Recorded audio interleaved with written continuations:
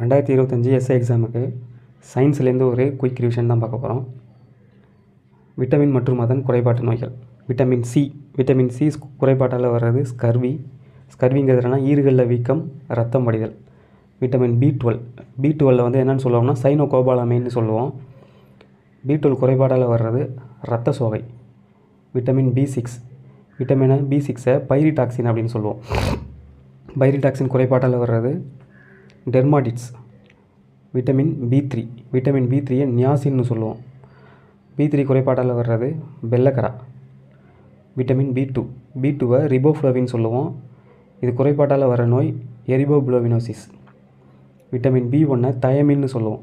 Thiamine குறைபாட்டால் வர்றது பெரிபெரிங்கிறது நரம்பு சம்மந்தமான ஒரு நோய். விட்டமின் கேங்கிறது குயினோனின் அப்படிங்கிற மருந்துலேருந்து பெறப்படுது. விட்டமின் கே குறைபாட்டால் வர நோய் ரத்தம் உறையாமை. பாடியிலேருந்து ரத்தம் வெளியாகுது தோல் கட்டாயி அப்படின்னா ரத்தம் உறையாது, ப்ளீடிங் வந்துக்கிட்டே இருக்கும். விட்டமின் ஈங்கிறது டோகோஃபெராலுங்கிறது மலட்டுத்தன்மை மற்றும் இனப்பெருக்க கோளாறு. எதுலனா எலிகளில் கண்டுபிடிச்சிருக்காங்க. விட்டமின் டி கால்சிஃபெராலுங்கிறது குறைபாட்டால் வர்றது ரிக்கட்ஸுங்கிறது வளைந்த கால்கள்.